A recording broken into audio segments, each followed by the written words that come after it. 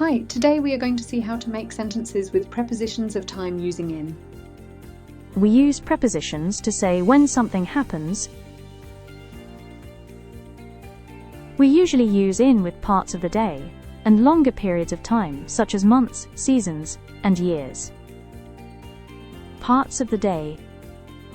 In the evening, we like to watch TV. In the morning, I wake up early.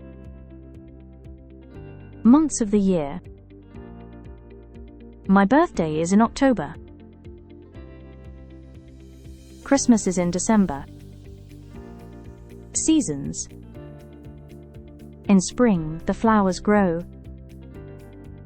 In winter, it is cold. Years, centuries, and decades. In 2016, in the 80s, in the 21st century. Now it's your turn. Can you make sentences using in? Great job with today's lesson. Come back next time for more English grammar tips. Thanks for watching. If you enjoyed this video, hit that like button and don't forget to subscribe for more awesome content every week.